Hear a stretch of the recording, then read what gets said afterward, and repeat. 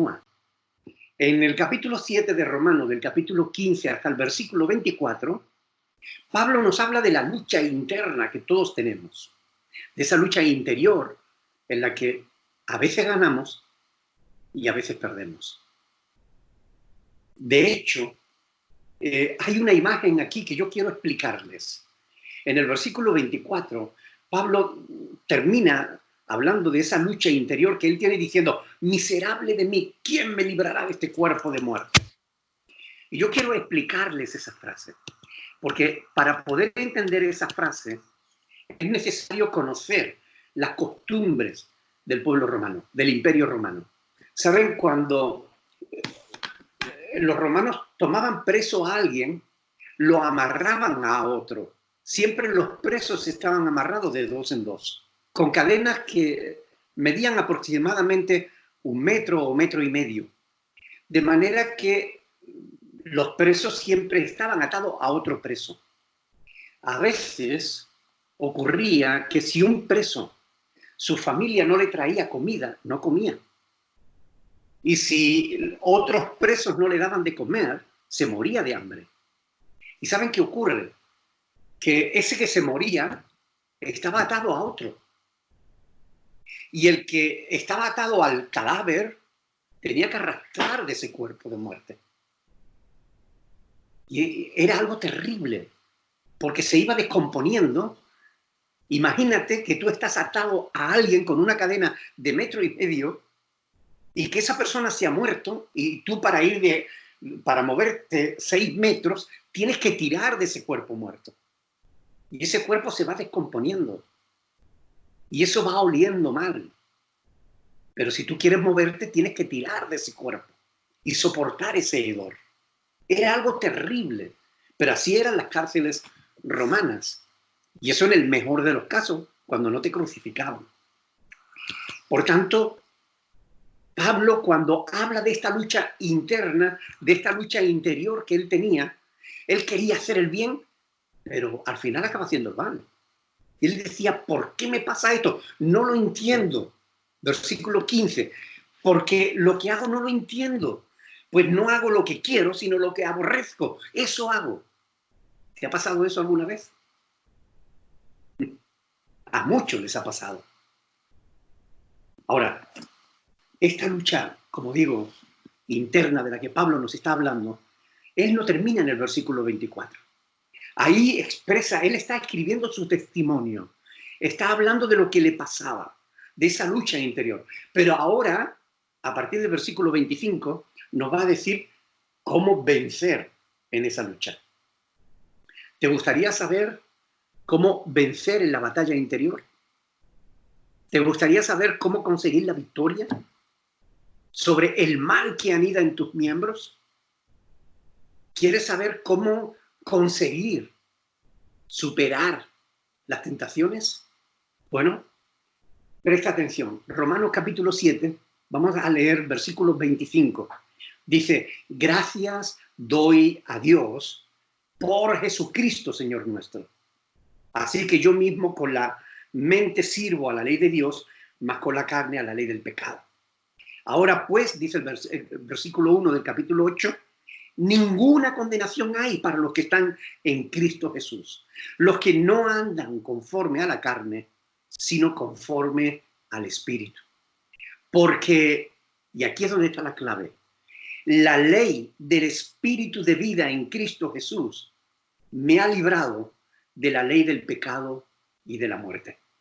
Porque lo que era imposible para la ley, por cuanto era débil por la carne, Dios enviando a su Hijo en semejanza de carne de pecado, y a causa del pecado, condenó al pecado en la carne, para que la justicia de la ley se cumpliese en nosotros, que no andamos conforme a la carne, sino conforme al Espíritu. Fíjense que aquí lo que Pablo está diciendo es que nos está hablando de dos leyes totalmente diferentes. Por un lado, la ley del pecado. Una ley, para que ustedes lo entiendan, es algo que siempre se cumple. Por ejemplo, la ley de la gravedad. Si yo suelto la pluma, ustedes saben que cada vez que yo suelte la pluma va a caer. la pluma no se va a quedar suspendida en el aire. Si yo la suelto, cae. Siempre que lo haga, va a caer, porque existe la ley de la gravedad. La ley de la gravedad quiere decir que hay una fuerza magnética desde el centro de la Tierra que atrae todos los cuerpos que están sobre ella. Por tanto, siempre que yo suelte la pluma va a caer. Esa es una ley, siempre se cumple, la ley de la gravedad. Ahora, Pablo nos habla aquí de una ley superior, más poderosa a la ley del pecado. La ley del pecado quiere decir que si tú pecas, estás condenado. Esa fue la ley que Dios puso en el huerto del Edén. Mira, puedes hacer todo lo que quieras, pero no toques este árbol, porque el día en que lo toques, morirás. Esa es la ley del pecado. La ley del pecado es que la paga del pecado es la muerte. Y eso siempre se cumple. Todo pecador tiene que morir. Todo pecador tiene que ser condenado. Ahora, Pablo nos habla aquí de una ley superior, de una ley más poderosa que la ley del pecado. Y es la ley del espíritu de vida en Cristo Jesús. Quiere decir que la ley del espíritu de vida es más fuerte, más poderosa que la ley del pecado. Para que lo entiendan, Romanos capítulo 6, versículo 23. Fíjense lo que dice el apóstol Pablo aquí. Dice, porque la paga del pecado es muerte. ¿Veis? La ley del pecado te lleva a la muerte. Más la dádiva, ¿saben lo que es una dádiva? El regalo. Más la ofrenda, el regalo de Dios, es vida eterna en Cristo Jesús, Señor nuestro. ¿Qué quiere decir eso? Mire, en palabras sencillas, quiere decir que tú eres un pecador porque has infringido la ley de Dios. Y la ley del pecado te lleva a la muerte, a la condena eterna. Pero Dios ha establecido una ley superior, la ley del espíritu de vida en Cristo Jesús. ¿Y qué dice esa ley? Que si tú crees a Dios, el amor de Dios se ha manifestado para contigo, de tal manera que te da la oportunidad de que creyendo en Él, tú te puedas ver libre de la ley del pecado. Es decir, si tú amas a Dios, si tú crees a Dios, si tú le haces caso a Dios, no tienes por qué ser condenado. Porque la ley del amor, la ley del espíritu de vida, es superior en potencia, en poder a la ley del pecado y de la muerte. Si tú crees a Dios, la ley del pecado no se va a cumplir en ti. Lo que se va a cumplir en ti es la ley del espíritu de vida en Cristo Jesús, que te libra de la ley del pecado y de la muerte. Estas palabras pueden parecer un poco liosas, pero se trata simplemente de entender que tú no tienes por qué seguir siendo un pecador. Tú tienes la oportunidad, el privilegio de poder creer a Dios. Y si crees a Dios, Dios te promete que aunque tú cierres tus ojos aquí, los abrirá en su presencia. No tienes por qué morir. ¿Saben? Uno de los mayores problemas que tenemos los seres humanos es la falta de dominio propio. Nos hacemos buenos propósitos. Nos proponemos cosas buenas. Voy a ser un mejor esposo. Voy a ser un mejor padre. Voy a ser un mejor hombre, un mejor hijo. Voy a ser un mejor trabajador, un mejor profesional. Nos proponemos cosas, pero al poco tiempo fallamos. Voy a ser un mejor esposo, pero se nos cruza otra chica y ya estamos siendo infieles a nuestra esposa. Voy a ser un mejor padre, pero nos encontramos con los amigos y en vez de pasar tiempo con nuestros hijos, lo pasamos con nuestros amigos. Voy a ser un mejor profesional, pero llega la hora y ya estamos queriendo irnos sin terminar nuestro trabajo, no nos esforzamos lo suficiente. Nos hacemos buenos propósitos, pero muchas veces no los cumplimos. Lo que Dios nos ofrece es una vida diferente, una vida nueva. Pero para poder obtener esa vida nueva, tenemos que empezar por el principio. Debemos creer a Dios. Debemos creer que Dios va a poner su espíritu en nosotros. Y ahí es donde está la clave. Si tú tienes al espíritu de Dios, ya tú no vas a ser la misma persona. Porque el espíritu de Dios es una ley tan poderosa, la ley del espíritu de vida es una ley tan poderosa que vence tu propia desidia, tu propia irresponsabilidad, que vence tu falta de dominio propio, que vence tu falta de autodisciplina. Pero tienes que creer a Dios, tienes que arrepentirte de tus pecados, tienes que pedirle perdón a Dios y tienes que pedirle que su espíritu entre en tu vida. Y es la obra del Espíritu de Dios, no es la tuya. Si sigues confiando en ti mismo, nunca lo vas a conseguir. Pero si confías en Dios, si confías en que el Espíritu de Dios te dará la fuerza que tú necesitas, la ley del Espíritu de vida es tan poderosa que hace que la ley del pecado no se cumpla. Pero tienes que creer a Dios. Y tienes que entender que sin Él nada vas a conseguirlo. Escúchame bien. El Señor Jesús fue muy claro en esto. Él dijo, separados de mí, nada podéis hacer. Y sí, podemos hacer algunas cosas, pero no vamos a ser cumplidores de nuestros propósitos. Por tanto, yo lo que les invito es que acepten la ley de Dios, la ley del Espíritu de vida en Cristo Jesús. Dejen a un lado la ley del pecado y de la muerte. Crean a Dios. Si no te puedes dominar a ti mismo, necesitas al Espíritu Santo. ¿Saben? Ustedes saben, por ejemplo, ¿cuántos saben de Maradona? ¿Conocen a Maradona? Todo el mundo conoce a Maradona, ¿verdad? Fue uno de los mejores jugadores. Ahora, ¿me quieren ustedes hacer el favor de decir quién es Maradona hoy? Maradona hoy es un trozo de carne con ojos. Fue disciplinado durante un tiempo. Se esforzó, trabajó, luchó. Fue uno de los mejores jugadores del mundo. Pero cuando dejó su autodisciplina, cuando dejó de ejercer el dominio propio, se abandonó. Se metió en las drogas, se metió en el alcohol, ahora anda borracho por todos lados, gordo, fofo, no puede andar, hecho polvo. Hasta los atletas, que han sido gente comprometida, gente esforzada, ellos llega un momento en el que fallan. Si ellos fallan, créeme, tú también vas a fallar. A menos que aceptes la invitación que Dios te ofrece. A menos que aceptes el amor de Dios. A menos que creas a Dios y permitas que el Espíritu de Dios entre en tu corazón. Porque Él, cuando entre en tu vida, te va a dar la templanza que tú necesitas. Te va a dar la capacidad de poder dominarte a ti mismo, que es una de las cosas más difíciles a las que se enfrenta el ser humano. Es muy importante ejercer la autodisciplina, porque fíjate que dice un proverbio que mejor es el que tarda en airarse que el fuerte. Mejor es el que se enseñorea de su propio espíritu que el que toma una ciudad.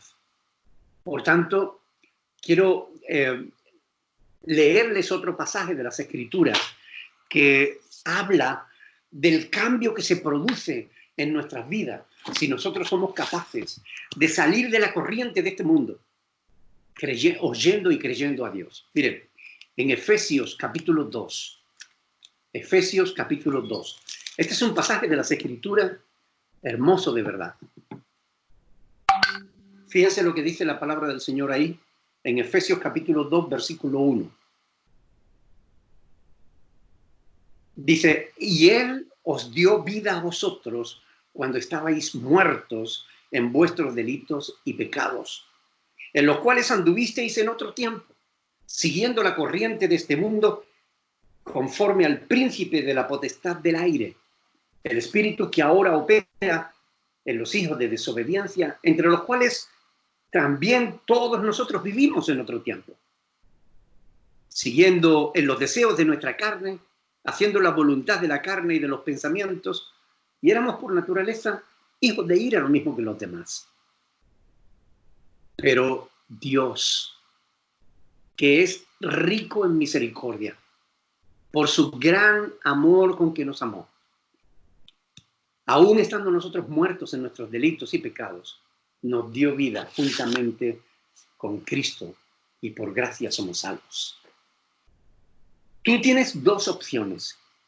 La primera es dejarte arrastrar por la corriente de este mundo, como has venido haciendo toda tu vida. Pero tienes otra opción. Tienes la opción de decir, basta.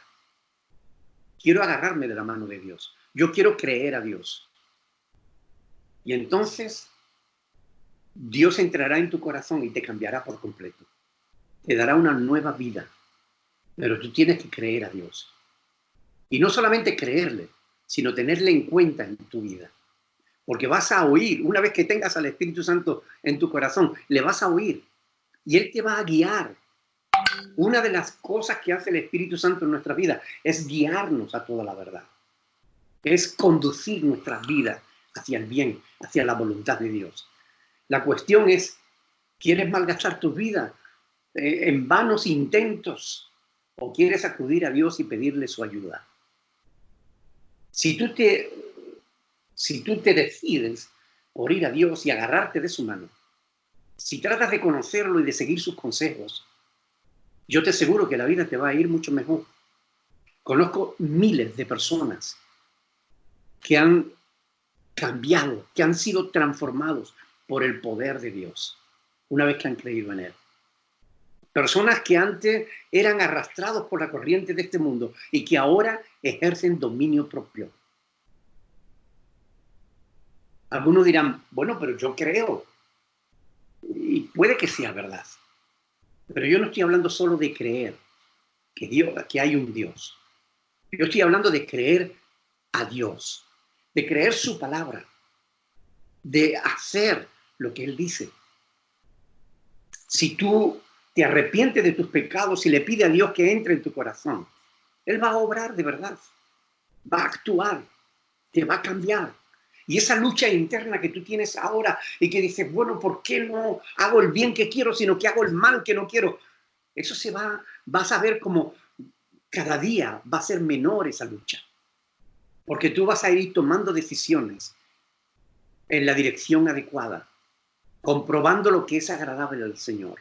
Antes de tomar una decisión te preguntarás, ¿y esto agradará al Señor? Y si no agrada a Dios, lo dejarás a un lado y seguirás adelante. Esa es la clave. Esa es la evidencia de que realmente tú has creído a Dios. Cuando empiezas a escuchar a Dios, a tenerle en cuenta en tu vida. Hay muchos que dicen, yo soy cristiano, yo creo en Dios. Pero después tú ves que a la hora de tomar decisiones no tienen en cuenta a Dios, no tienen en cuenta su voluntad, sino que toman decisiones por sí mismos. Y por eso después, porque no han calculado las consecuencias, después tienen que pagar las consecuencias.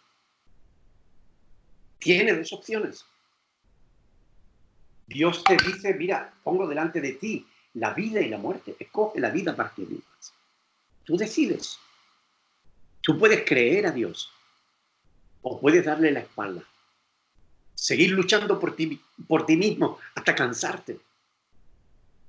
Hasta comprobar que por ti mismo no lo lograrás. Que necesitas a Dios. Porque en el fondo, todos nosotros sabemos que como criaturas de Dios, que hemos sido creados por Él, le necesitamos. Yo te invito a que creas a Dios, a que le pidas perdón por tus pecados y le pidas que su Espíritu Santo entre en tu corazón. Él te dará la paz que necesitas. Él te dará el amor, quitará el odio y pondrá amor. Él quitará la angustia y pondrá paz en tu corazón. Él quitará lo malo y pondrá lo bueno. Porque esa es la labor del Espíritu de Dios en nuestras vidas. Pero como digo, te toca a ti tomar la decisión. No te quedes solamente en creer. Añade a tu fe virtud. Y a la virtud, conocimiento. Y al conocimiento, dominio propio. Esto es lo que dice el apóstol Pedro en su segunda epístola. Y yo te invito a que realmente lo creas, a que lo hagas. Me gustaría hacer una oración por todos vosotros. Y me gustaría que meditaran sobre estas cosas. Porque no solamente hablar por hablar. Miren, todos los días veo milagros de Dios en la vida de mucha gente. Todos los días veo como Dios arregla matrimonios, restaura hogares, familias rotas se recomponen. Todos los días estoy viendo cómo Dios obra en las vidas de las personas y las cambia. Y cuando Dios entra en un hogar, entra para transformarlo. ¿No te gustaría que Dios trabajara en ti? Que Dios trabaje en tu corazón. ¿No te gustaría que Dios empezara a cambiar? Quizás tú quieras que cambie tu esposa, que cambie tu madre, que cambie tu hijo. Pero ¿por qué no empiezas por cambiar tú? Vamos a orar al Señor. Vamos a pedirle que Él nos ayude a entender su palabra y a ponerla por obra. Oremos. Padre del cielo, yo te doy gracias, Señor, porque tú eres bueno.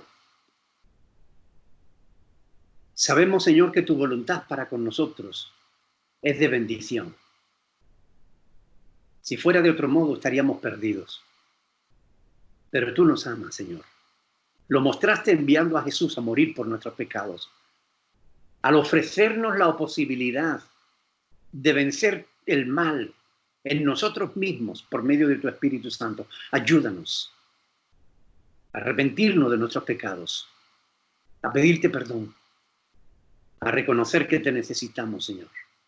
Ayúdanos. Por favor, Señor. Queremos hacer el bien, no el mal. Queremos que transforme nuestras vidas y después la de nuestro entorno. Por favor, en el nombre de Jesús, para tu gloria, para tu honra, en el nombre de Jesucristo. Amén. Y amén. Muy bien, jóvenes. Yo, cuando le digo estas cosas, se las digo por experiencia. Yo he hecho eso mismo y he visto a muchos y he guiado a muchos a hacerlo y he visto los resultados. No he visto jamás a un cristiano quejarse de haberle entregado su vida a Cristo. El único lamento que escucho en labios de un cristiano es no haberlo conocido antes. Por tanto, les invito a que acepten el amor de Dios, a que dejen que Dios les cambie, que Dios les fortalezca en el hombre interior por su espíritu, para que de ese modo ustedes, ejerciendo dominio propio, puedan vencer las luchas internas que a veces les hace caer. Que Dios les bendiga. Me gustaría, si tienen preguntas, poder responderlas con la ayuda del Señor.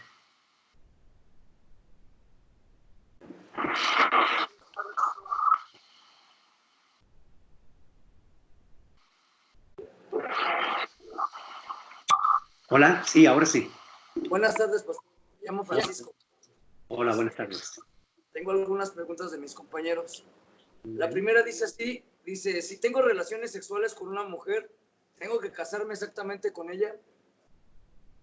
Bueno, tal y como está escrito en la palabra de Dios, si tienes relaciones sexuales con una mujer, ya estás casado con ella. Porque la Biblia dice que cuando un hombre se une a su mujer, los dos son una sola carne. Y eso es lo que expresa el matrimonio. El matrimonio no es la ceremonia delante del juez o delante del pastor o del cura. Lo que hace el matrimonio es la unión del hombre y de la mujer.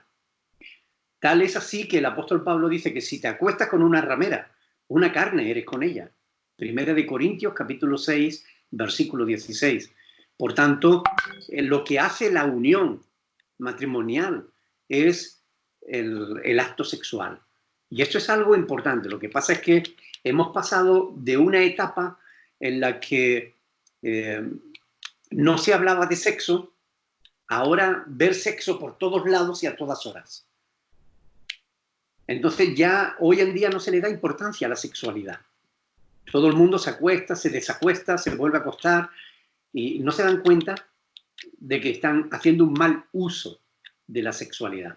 La sexualidad es una bendición que Dios puso para la procreación del ser humano y para el disfrute de la pareja.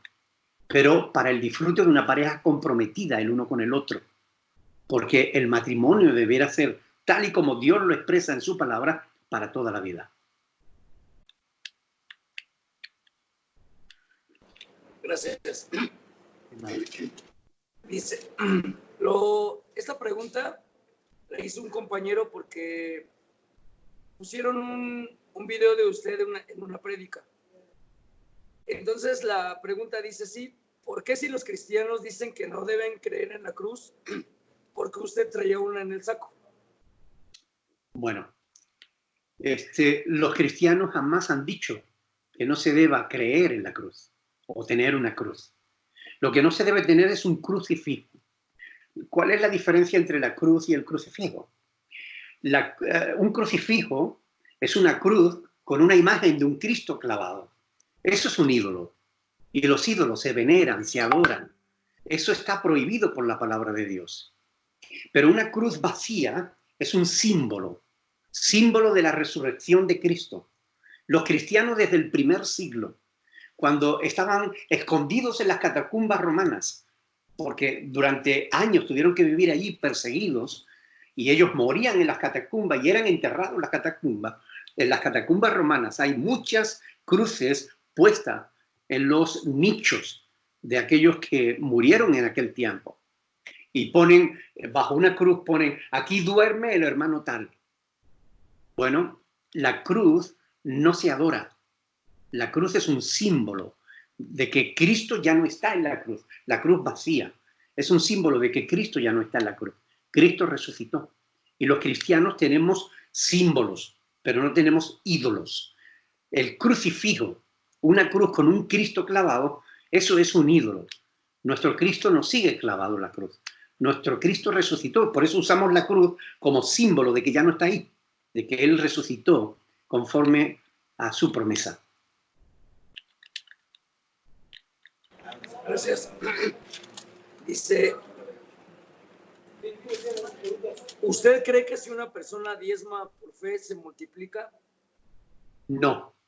En principio porque ningún cristiano tiene por qué diezmar. Si un cristiano diezma, se está poniendo bajo el antiguo pacto, bajo la ley mosaica. El diezmo no tiene nada que ver con la iglesia. No encontrarás en toda la Biblia ni un solo texto que relacione el diezmo con la iglesia. El diezmo siempre está relacionado con Israel, porque Israel vive en el antiguo pacto. Nosotros como iglesia vivimos en base al nuevo pacto. Por tanto, no solo no vas a ser prosperado por diezmar, sino que eso es codicia. Y eso es algo que está prohibido en la palabra de Dios. Nosotros cuando le damos dinero a Dios, bueno, a la iglesia en este caso, lo hacemos como un acto de gratitud a Dios porque ya Él nos dio antes. No le damos para que nos dé más, sino que le damos porque ya Él nos dio. Hay una enorme diferencia entre darle por gratitud a darle por codicia. Dale 10 y Dios te dará más.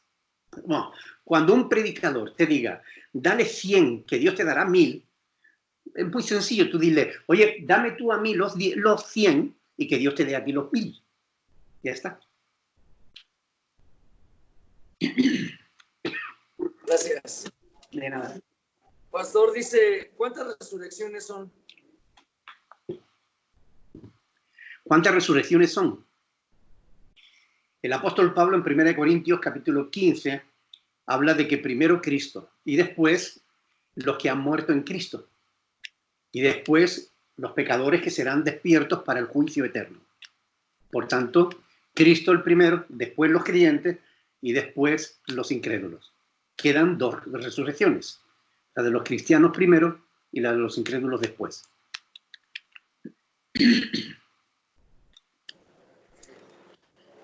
Dice, ¿es necesario permanecer virgen hasta el matrimonio? Perdón, si es necesario. Dice, ¿es necesario permanecer virgen hasta el matrimonio? Bueno, es lo que Dios demanda, es la voluntad de Dios. Sé que en los tiempos que corren es muy complicado, es muy difícil, pero no es imposible. Muchos creyentes en todo el mundo se mantienen célibes hasta el matrimonio. Así que sí, es posible. Sobre todo cuando se entiende que la sexualidad no es una necesidad. Una necesidad es comer. Una necesidad es dormir. Porque si no comemos o no dormimos, pues nos morimos. Eso es una necesidad, algo sin lo cual no podemos vivir. Pero sin sexo sí podemos vivir, no es una necesidad. Aunque este mundo infiel pues nos llena la mente y la cabeza y el corazón de imágenes que nos bombardea continuamente, con imágenes que nos tientan y que nos hacen ver la sexualidad como algo inevitable. No, no es inevitable. Cuando uno ama a una persona de verdad, la mejor manera de demostrarlo es respetando a esa persona.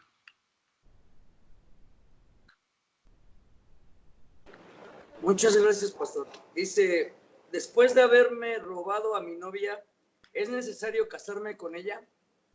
Después de haber... No entendí qué dijo. Después, lee las preguntas despacito, por favor, porque como llega la conexión no es muy buena, llega un poco entrecortada la voz. Mil disculpas, perdón. No Dice, pasa nada. Después de haberme robado a mi novia, ¿es necesario casarme con ella? Robado a mi novia. ¿Cómo se roba una novia? Bueno, yo sé que entre los gitanos se da esa práctica. A veces cuando se quiere a una chica y se sabe que la familia no va a estar de acuerdo, pues el gitanillo coge a la chica, se la lleva, la rapta, cohabita con ella y ya después lo consideran casado, ¿no? De hecho, se refiere a eso, que si él se llevara a su chica sin permiso, ¿se debería de casar con ella? Evidentemente, si se la ha llevado y ha cohabitado con ella, ya está casado con ella. Y no creo que ninguno se robe a la novia para no acostarse con ella.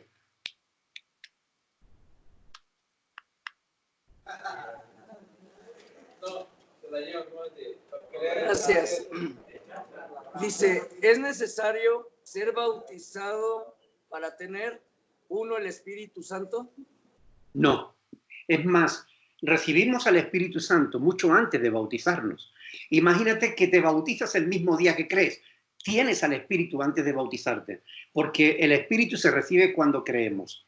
Juan capítulo 7, versículo del 37 al 39, dice que Jesús, el último y gran día de la fiesta, alzó la voz diciendo, si alguno tiene sed, venga a mí y beba. Y de su interior saltarán ríos de agua viva. El apóstol Juan, explicando esas palabras, dice, esto dijo del Espíritu que habían de recibir los que creyeran en él. Por tanto, el Espíritu Santo se recibe cuando creemos, no cuando somos bautizados, sino cuando creemos. Y creemos y después nos tenemos que bautizar, pero ya tenemos al Espíritu Santo antes de ser bautizados.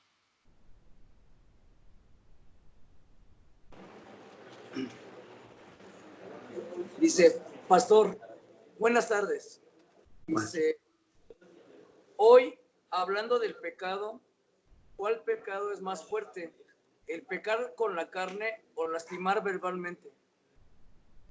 Bueno, depende de cómo se lastime y a quién y cómo y de qué manera.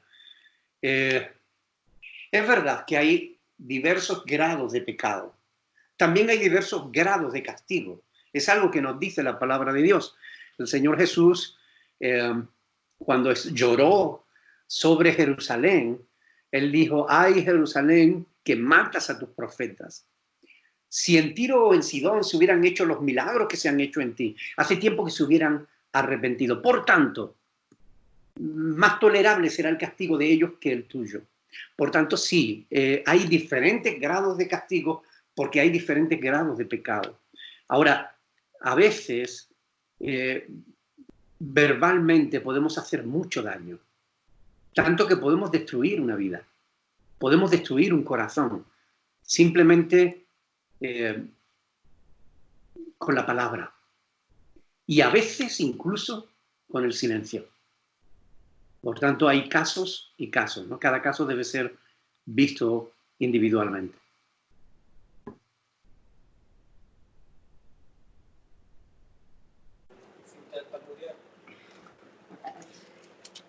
Mire, pastor, me piden que se la explicara de otra manera, pero creo que así como la escribieron, está perfecta. Dice, pastor, buenas tardes. Bueno, Le quisiera preguntar qué tengo que hacer, porque mi esposa cree en la Santa Muerte y a mí no me gusta, pero dice que tiene que traer un dije o tenerla tatuada por su religión. ¿Qué puedo hacer para que cambie de parecer? bueno, cuando hablamos de otra persona que también es adulta y que toma sus propias decisiones, podemos aconsejarla, podemos orar por ella, pero tenemos que dejar que tome sus propias decisiones, aunque sean erróneas, porque ni Dios mismo nos obliga a nosotros a hacer lo correcto. Él nos aconseja, nos muestra el camino, pero después nos deja libertad para que tomemos nuestras propias decisiones. Bueno, creo que aconsejarla y orar es lo que debería hacer por ella, ¿no? Sobre todo explicarle que eso ofende a Dios. Gracias, pastor. Un compañero le quiere hacer una pregunta personalmente. Muy bien. Buenas tardes, pastor. Hola. Yo fui el que preguntó sobre la resurrección, pero yo me refiero a lo que viene en Apocalipsis cuando habla de los primeros, por eso dice la primera resurrección. ¿A qué me refiero? Si es la primera resurrección, ¿cuántas resurrecciones más? ¿Quiénes son los que resucitan en esa resurrección? Bueno, repito, la primera resurrección será la resurrección de los santos. Cuando Cristo venga, los muertos en Cristo resucitarán primero, dice Pablo, en 1 de Tesalonicenses. Por tanto, la primera resurrección es la resurrección de los santos. La segunda resurrección es la resurrección de los inconversos, de los rebeldes, que serán despiertos al final para ir al juicio final, al juicio eterno. Por eso digo que quedan dos resurrecciones.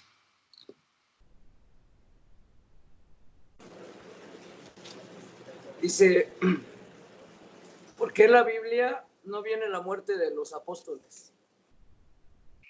Bueno, pues porque la Biblia es un libro limitado, es decir, la Biblia no se sigue escribiendo. Se escribió, se terminó de escribir aproximadamente en el año 70 después de Cristo. A partir de ahí ya los apóstoles dejaron de existir y por supuesto se dejó de escribir la Biblia, ¿no? Porque la Biblia fue escrita por apóstoles y profetas, que son los que establecen el fundamento de nuestra fe, ¿no? Según el apóstol Pablo en Efesios capítulo 2, versículo 20, ¿no? Así que una vez muertos los apóstoles, ya no se siguió escribiendo la Biblia. ¿Por qué no se nos dice sobre la muerte de los apóstoles? Bueno, no es un tema importante. Si lo hubiera sido para nuestra salvación, Dios lo hubiera dejado escrito, ¿no? Pero no es importante para nosotros, porque no tenemos que centrar nuestra mirada en el hombre, sino en Dios. No tenemos que centrar nuestra mirada en la vida de Pedro, de Pablo, de Juan, de Jacobo. Debemos centrar nuestra mirada en Cristo, porque hay un solo Dios y un solo mediador entre Dios y los hombres, el cual es Jesucristo hombre, ¿no?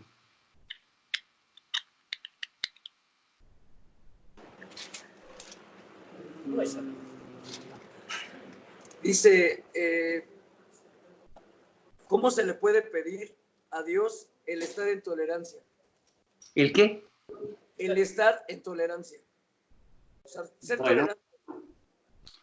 es justamente lo que decíamos antes. Si le pedimos al Espíritu de Dios que entre en nuestro corazón, Él nos va a dar lo que necesitamos para tener el carácter de Cristo. Amor, gozo, paz, paciencia, benignidad, bondad, fe, mansedumbre, templanza. Todas estas cosas es lo que hacen que podamos ser tolerantes con los demás.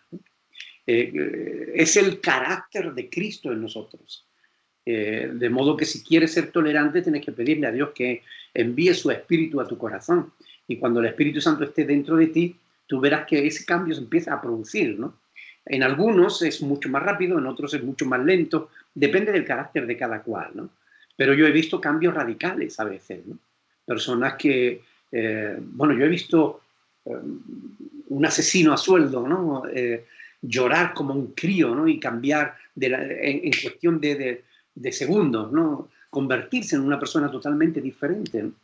Por tanto, la cuestión es esa, tener al Espíritu Santo en nuestro corazón.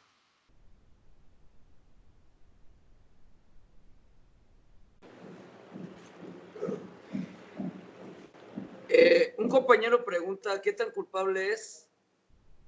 Él es alcohólico y pregunta qué tan culpable es porque su hijo ya empezó a beber. Bueno, como padre tenemos una responsabilidad de dar buen ejemplo a nuestros hijos.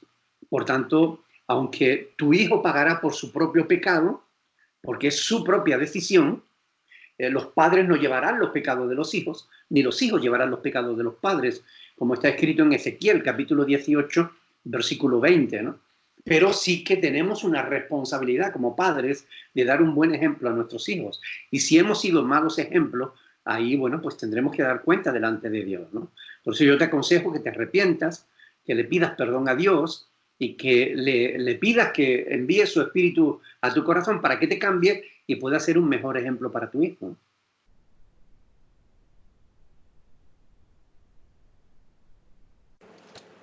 Dice,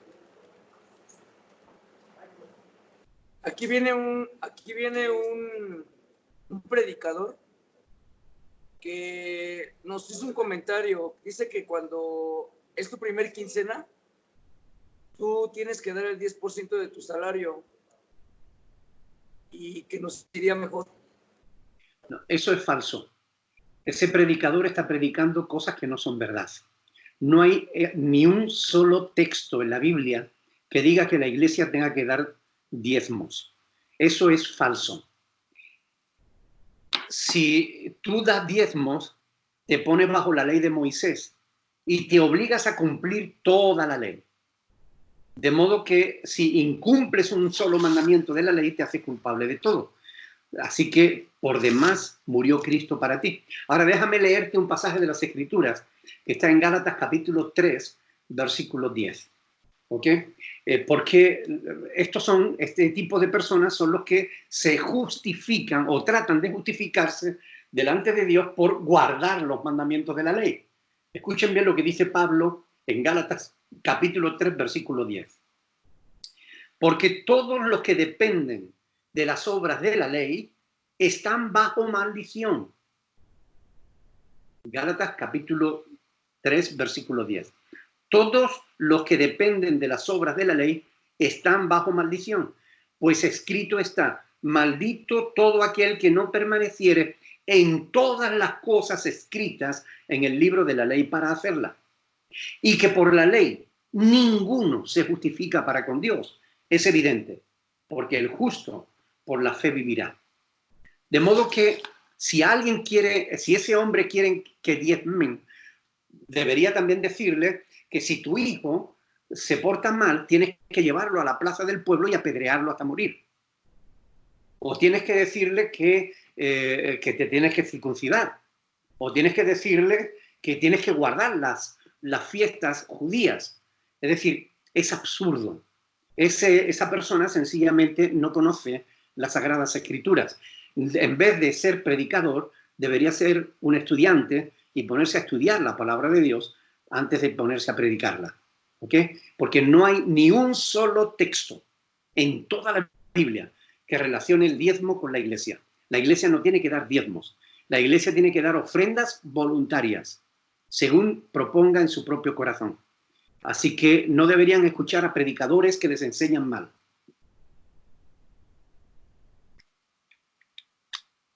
Gracias, pastor. Dice... Cuando llegue ese predicador, pueden decirle que se entre en la página web nuestra, que descargue el vídeo sobre el diezmo. Díganle, el pastor Nicolás dice que tú no conoces las Escrituras, o una de dos, o no conoces la Biblia y eres un ignorante que estás enseñando cosas que no debes, o eres un ladrón que lo que buscas es nuestro dinero. Una de dos, no hay más. Así que entra a la página web de la Iglesia Cristiana Berea y descarga el vídeo sobre el diezmo para que aprendas que la iglesia no tiene nada que ver con el diezmo, ni el diezmo tiene nada que ver con la iglesia. Muchas gracias, pastor. Dice, Si Judas fue quien traicionó a Dios, ¿a dónde fue enviado? ¿Al cielo o al infierno? La palabra del Señor dice en Juan capítulo 5, versículo 22, que ese juicio no nos corresponde a nosotros hacerlo, sino a Jesús.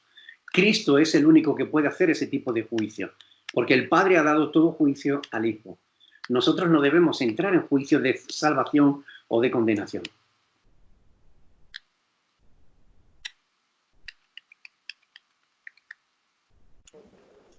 Dice, ¿por qué se dice ¿por qué se dice que Jesucristo fue el primero en resucitar? La pregunta es, dice, ¿no fue Lázaro o qué quiso hacer o demostrar Jesucristo?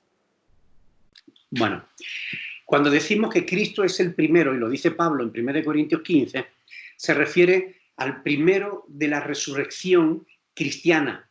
Lázaro todavía no pertenecía a la iglesia, pertenecía al pueblo de Israel. ¿Ok? Y todos los que resucitaron antes de Lázaro, por ejemplo, aquellos muertos que resucitaron cuando Cristo murió sobre la cruz, ¿no? Y las tumbas fueron abiertas y los muertos regresaron a sus hogares, ¿no? Todos esos, después con el tiempo, volvieron a morir. Pero la resurrección eterna comienza con Cristo. La resurrección de aquellos que una vez resucitados ya no mueren, eso comienza con Cristo. Cristo es el primero, después los que mueren en fe en Cristo y después, por último, los que resucitan para juicio.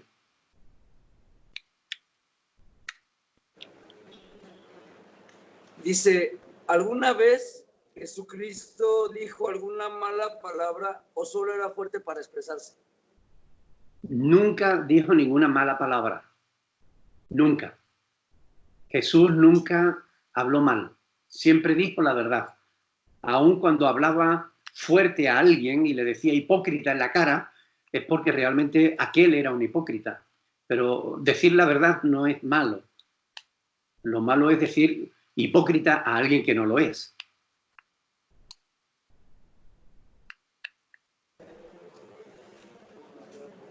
Dice, ¿qué significa la palabra aflicción? Aflicción significa problema, dificultad, trauma, dolor, sufrimiento. El apóstol Pablo en Romanos 8:18 dice que las aflicciones del tiempo presente no son nada comparable con la gloria venidera que en nosotros ha de manifestarse, ¿no? Es decir, los sufrimientos, las aflicciones, los dolores que pasamos aquí no tienen nada que ver con la gloria que vamos a disfrutar en el cielo.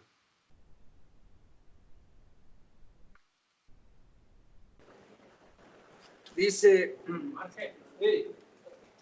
¿por qué los cristianos hacen comunión cada mes y no cada año como mandó Jesús?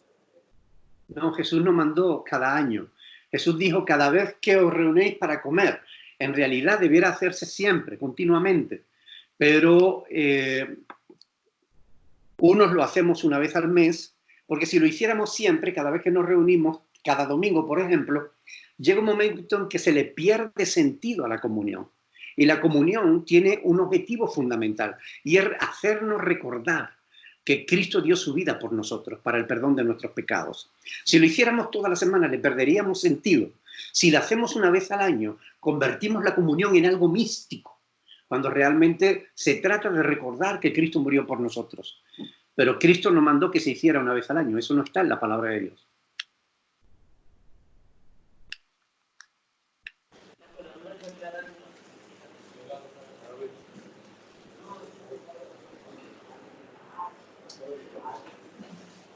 Dice, bueno, pastor, buenas tardes. Soy Michelle. Michael, es Michael. Perdón, es que así estaba escrito. Tengo una niña, la dejé de ver de 8 meses y ahora tiene 11 años. La acabo de conocer, pero ella está ilusionada de que yo esté con ella. Pero tengo miedo porque la verdad no sé si yo vaya a cambiar y la verdad no le quiero hacer daño. ¿Cree que sea bueno estar con ella, pase lo que pase, o mejor no verla más? ¿Qué me aconseja usted? Te aconsejo que seas valiente, porque tienes ahí una buena razón para cambiar. Una hija es una buena, muy buena razón para cambiar. Sé fuerte, sé valiente, atrévete a hacerlo por el bien de tu hija.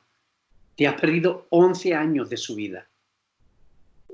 No te quedan muchos más. Te quedarán, ¿cuánto? 7, 8 años, 10 a lo sumo, antes de que ella realice su propia vida. Recuerda, sé valiente, esfuérzate. Solo no podrás, pero si cuentas con la ayuda del Espíritu de Dios, no habrá nada que no puedas hacer. Por tanto, esfuérzate, por el bien de tu hija, por tu propio bien.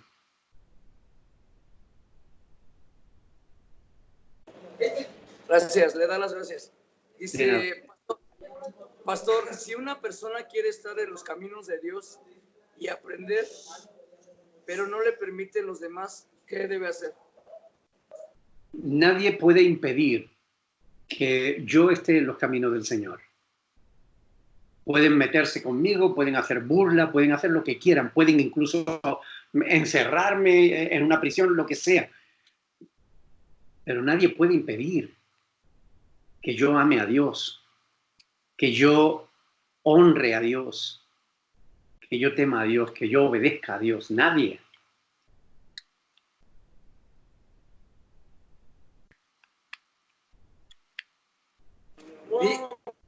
Dice la pregunta, dice, pastor, yo tengo a mi esposa y a mi hijo, pero nos dejamos un tiempo. Yo tuve relaciones con otras mujeres por dinero o beneficios. ¿Cómo lo ve Dios? ¿O cómo le pido perdón? Dios lo ve como pecado. Y la manera de pedirle perdón es así, pidiéndole perdón, comprometiéndote a no volver a hacerlo. Porque eso no está bien. Si tienes una esposa, si tienes un hijo, si tienes una familia, ¿qué necesidad tienes de andar por la calle? Arrepiéntete de tu pecado, pídele perdón a Dios. Vuélvete a tu esposa, vuélvete a tu familia. Sé fiel. Porque no es más hombre el que se acuesta con muchas mujeres, sino el que sabe satisfacer a una sola.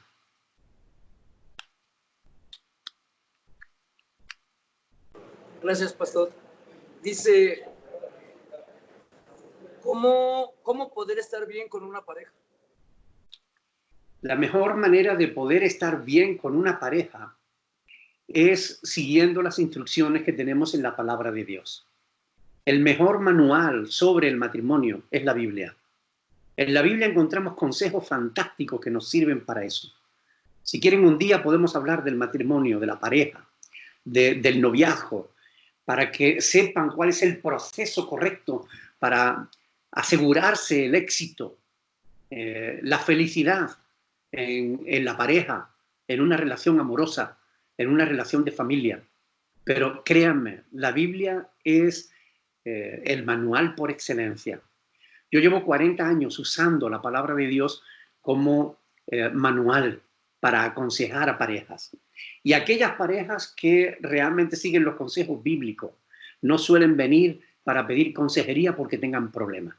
Los que vienen a pedir consejería porque tienen problemas son los que no conocen o aún conociendo no hacen, no siguen los consejos bíblicos. Pero si los siguen, dejan de tener problemas.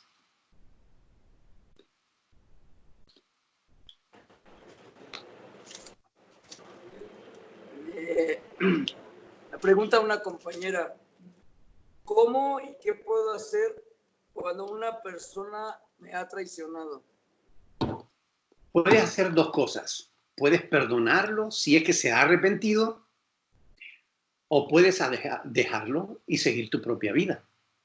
Esas dos cosas puedes hacer.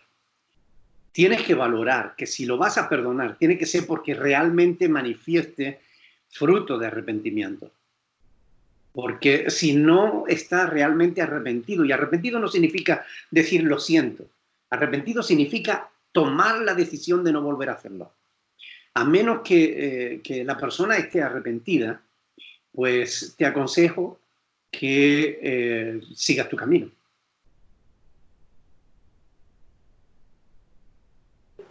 A ver, pastor, pregunta a un compañero, dice, si una mujer tiene relaciones conmigo, dice la Biblia que ya somos uno mismo, o esposos.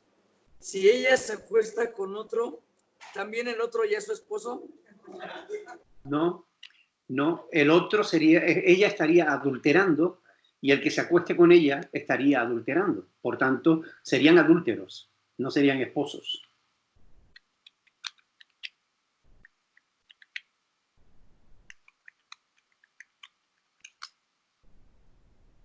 Pastor, al término, quisiera pedirle un gran favor.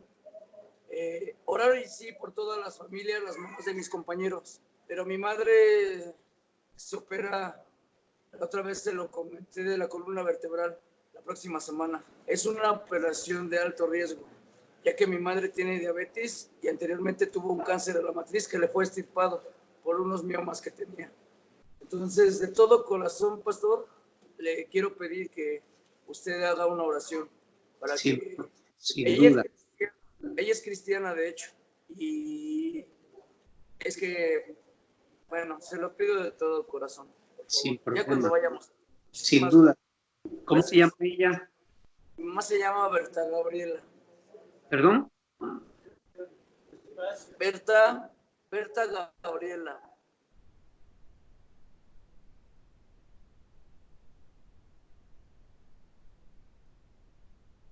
Muy bien. Otra pregunta, pastor, de un joven. Dice que por si hay una razón en común, ¿por qué hacen la cena los cristianos cada mes? Si en la iglesia donde va su esposa, que es cristiana, lo hacen cada semana. Bueno, repito, no hay un mandamiento de hacerlo cada semana, ni cada mes, ni una vez al año. Como no hay un mandamiento, no hay una instrucción específica en ese sentido, dice el Señor, dice, haced esto en memoria de mí, pero no dice cuántas veces tendríamos que hacerlo. Pues cada iglesia adopta la medida que cree conveniente, ¿no? Por ejemplo, nosotros lo hacemos una vez al mes por la razón que ya expliqué antes, es decir, porque si lo hacemos toda la semana, llega un momento en el que se le pierde sentido. Se convierte en una tradición, en una costumbre, y llega un momento que la gente no sabe por qué hace lo que hace. Entonces nosotros lo hacemos una vez al mes, de este modo nos da la oportunidad de explicarlo cada vez, de tomar conciencia de qué estamos haciendo, por qué lo estamos haciendo, y por eso lo hacemos una vez al menos, lo hacemos una vez a la semana.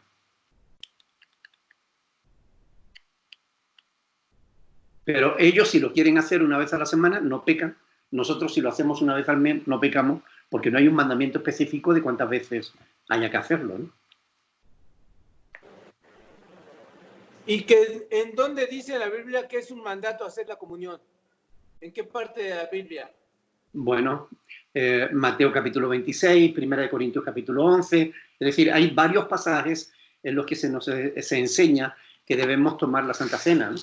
Es decir, haced esto, dice Cristo, en memoria de mí, eso es un mandamiento.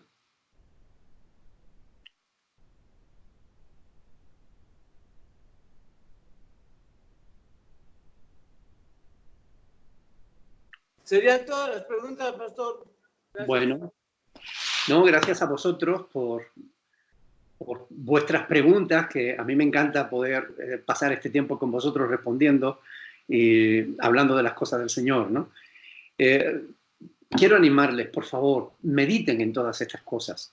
Aprovechen el tiempo que están ahí, lean las Escrituras, lean el Nuevo Testamento, el Evangelio de Juan, oren al Señor, pídanle perdón por vuestros pecados, pídanle que el Espíritu Santo entre en vuestro corazón y os ayude a cambiar, a ser mejores personas, a ser mejores esposos, mejores padres.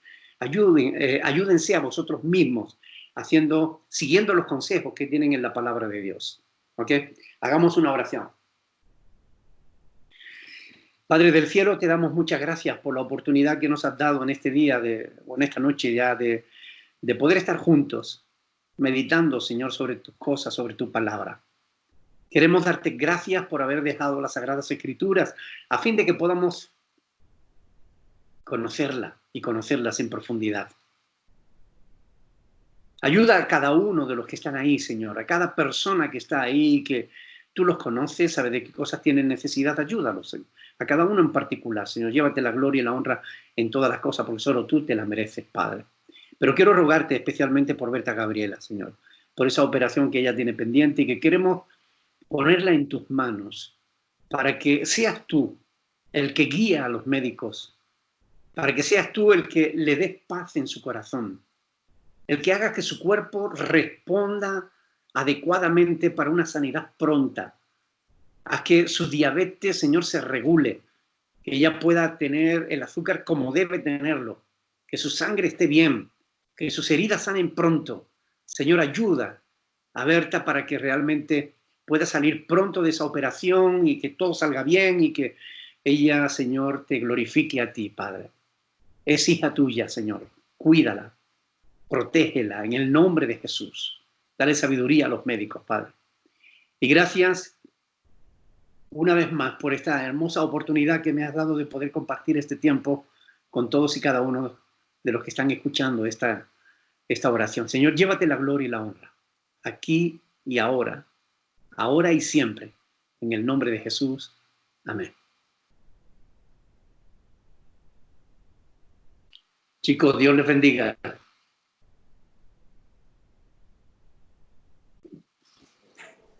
Pastor, Sí, que les podría mandar un saludo el domingo a los jóvenes sin duda. ahí en la iglesia. Sin duda. Somos todos. Dios les bendiga a todos y a todas. Veo por ahí. Dios las bendiga. Chao. Bendición. Gina, Dios te bendiga.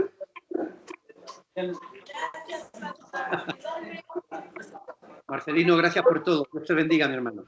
Igualmente, pastor, Dios los bendiga. Chao. Chao. Un abrazo.